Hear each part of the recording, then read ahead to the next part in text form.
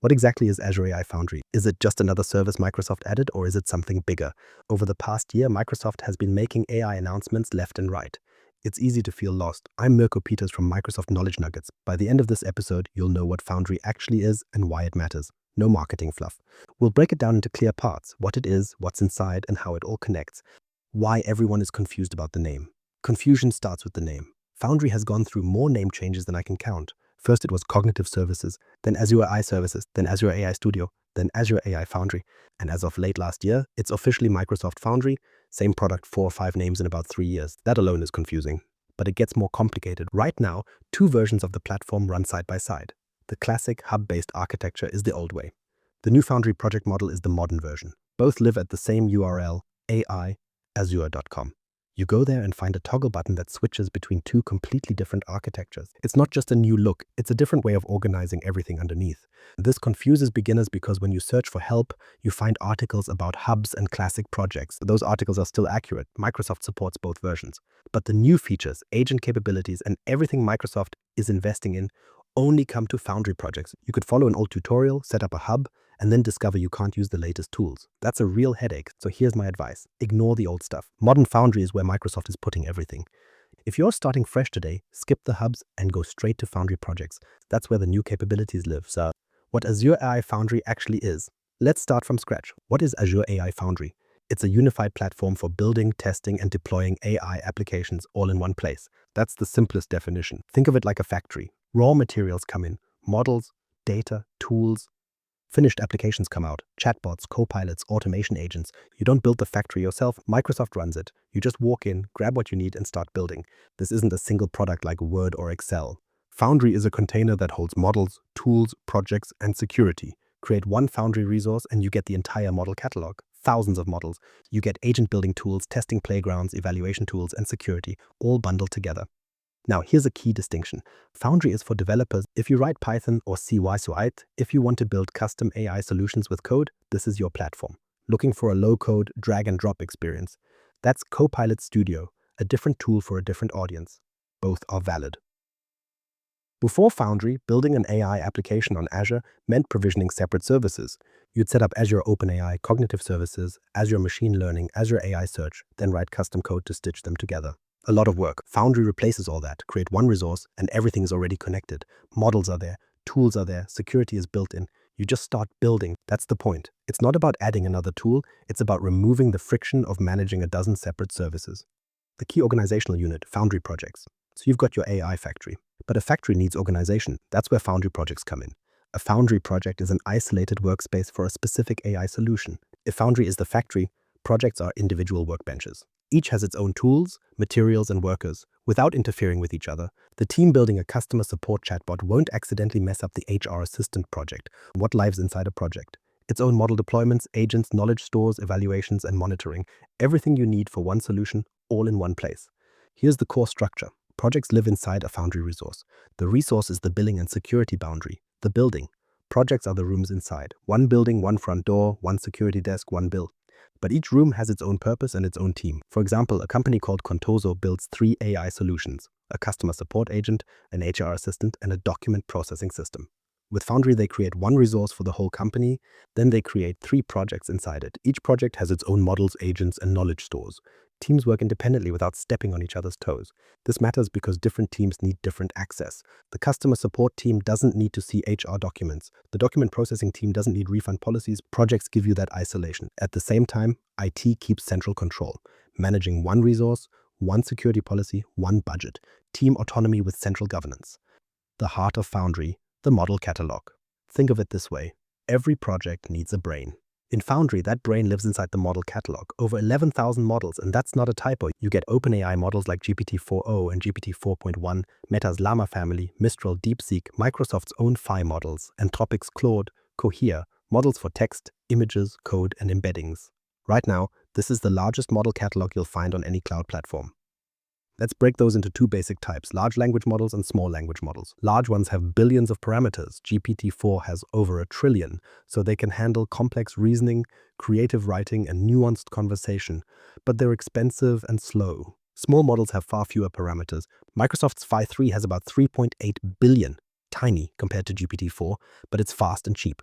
For focused tasks like extracting data from a form or answering a simple question, it works great. Here's the practical benefit. You can deploy a model in seconds.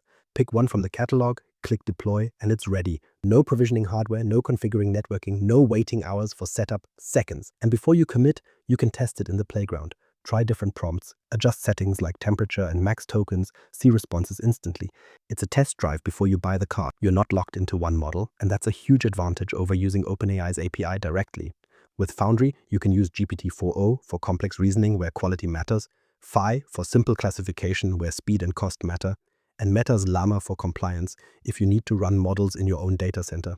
You switch depending on the job. Foundry also includes a comparison tool that helps you evaluate models side by side. Compare by quality, how accurate are the responses; by safety, how well does it resist prompt injection attacks; by cost, the price per million tokens; by speed, how fast does it generate output. That turns model selection from a guessing game into an informed decision. You pick the right tool for the right job, not just the one everyone's talking about. Building AI agents, Foundry's killer feature. A model alone isn't very useful.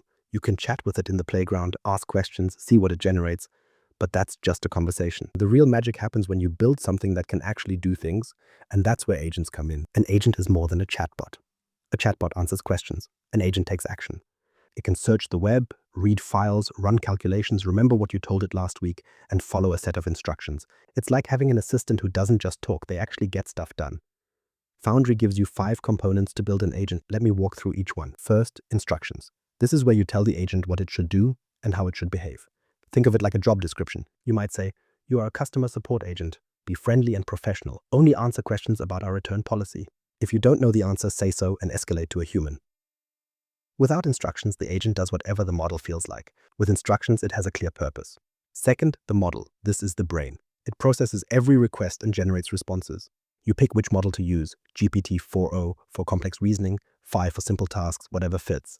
The model makes the agent smart, but it's only one piece. Third, tools. This is where the agent gets its hands. Tools are capabilities it can use to do things. Web search lets it look up current information. Code interpreter lets it do math and run calculations. File search lets it read documents you upload. Without tools, the agent can only generate text. With tools, it can act on the world. Fourth, knowledge. This is the information the agent can reference. You upload documents, PDFs, JSON files, whatever data your agent needs to answer questions accurately. Foundry uses Azure AI Search behind the scenes to index that data and make it searchable. When a customer asks about a specific policy, the agent doesn't guess. It finds the actual document and reads it. Fifth, memory. This lets the agent remember across conversations. You talk to it today and it remembers your preferences. You come back tomorrow and it picks up where you left off. It stores chat summaries and user preferences so the experience feels personal and continuous. Here's a concrete example from the research I did. Someone built a gift tracker agent in Foundry. The idea is simple. You want to keep track of gifts for your family, what you've given them in the past, what they like, what they don't like, and how much you're spending. So the agent has instructions that say, you help plan gifts. Never suggest something they already received. It uses GPT-4o as its brain, web search to find gift ideas online, file search loaded with profiles for each family member, their likes, dislikes, and gift history from the last 3 years, code interpreter to calculate budgets and totals, and memory, so next time you open a conversation, it remembers you were looking for a birthday gift for your son Adam. You build and test all of this in the agent playground. It's a visual interface where you configure each component, test the agent's responses, and see exactly which tools it used and why. Once it's working, you can deploy it. Foundry gives you an API endpoint you can call from any application, or you can publish it directly to Microsoft Teams as a Copilot agent. Either way, your agent goes from idea to production without writing a single line of infrastructure code. Under the hood, the architecture made simple. That's the surface level. But what's actually going on under the hood? Here's the architecture in plain English. When you create a Foundry resource, Azure sets up the whole infrastructure automatically, so you don't need to provision storage, configure logging, or set up security groups. Everything happens behind the scenes, creating a storage account for your files and logs, setting up monitoring, and configuring identity. So all you do is create the resource and start building. Now, Foundry uses the cognitive services resource type, the same one used by Azure OpenAI and the older AI services like vision and speech. The old hub-based architecture used machine learning services, which is a completely different provider with different billing, networking, and governance. That matters because Foundry lives in a simpler, more unified part of Azure's infrastructure. Projects are child resources of the Foundry resource, so they share the same identity and security boundary. When you set up access control at the Foundry level, it flows down to all projects, meaning you don't need to configure security separately for each one. But if you need project-specific permissions, you can add those too. Foundry doesn't work alone, it connects to other Azure services, and Azure AI Search is the most important one, because that's how your agents find and retrieve knowledge. Key Vault stores secrets and API keys securely, and storage accounts hold files, logs, and vector indexes. These connections are managed through what Foundry calls connections, which are pre-configured links that let your agents access these resources without you having to manage credentials manually. The Foundry agent service is the runtime that actually hosts your agents. Think of it as the engine room. When a user sends a request, the agent service handles the coordination, receiving the request, checking the instructions, calling the model, invoking the right tools, retrieving knowledge, and generating a response. It also runs safety filters to catch harmful content and handles scaling, so if 1,000 users hit your agent at once, it spins up capacity automatically. Everything runs inside Azure's enterprise-grade security, where Entra ID handles authentication, managed networks keep traffic private, and role-based access control ensures only authorized people can modify agents. Content safety filters block inappropriate responses. It's the same security infrastructure that runs Microsoft's own services. One more thing, the old hub and project architecture still exists. If you've been using Azure AI Foundry for a while, you might have hubs set up and those still work with Microsoft support. But they won't get new agent features like the agent playground, the agent service, or the memory capabilities. All of that only comes to the new Foundry projects. So if you're starting fresh or want to build agents, use the new projects. Don't build on the old foundation. How everything connects, the big picture. So what actually happens when someone uses a Foundry application? Imagine a user types a question and that question hits your agent. The agent checks its instructions, picks the right model, and starts processing. But it doesn't just guess the answer. It reaches into Azure AI Search to find relevant knowledge from your documents, calls a tool like Web Search for current information, processes all that context, and generates a response. Then it stores the conversation in memory, so next time it remembers who you are and what you discussed. That's the end-to-end flow. Before Foundry, you needed 5 separate Azure services and custom code to make that work. Azure OpenAI for the model, AI Search for knowledge retrieval, a separate service for web search, storage for logs and files, and Key Vault for secrets. Then you had to write code to wire all of that together, handle authentication, manage errors, and set up monitoring. Foundry does all of that out of the box. You just configure the components and your agent is running. Here's the thing, everything interacts. Change the model and you change the cost and accuracy of every response. Add better knowledge sources and your answers get more accurate. Enable memory and the experience feels personal instead of robotic. These aren't isolated decisions, they're a system. And Foundry gives you the controls to tune that system for your specific needs. This is why enterprises are moving from pilots to production. Foundry gives them the scaffolding to build trustworthy AI applications. Security is built in, monitoring is built in, and evaluation is built in. You're not starting from scratch. You're standing on a platform that handles the hard parts so you can focus on the application. Getting started, your first actions. So where do you start? Head over to aiazure.com and create your first Foundry resource. You'll need an Azure subscription, but if you don't have one, sign up for a free account with some credits to play around with. The whole setup takes about a minute. Next, create a project inside that resource and give it a name that matches whatever you're building. Then pick a model from the catalog. I'd recommend starting with GPT-4 Omni because it's cheap, fast, and capable enough for most experiments. You can deploy it with one click. After that, open the agent playground and build a simple agent.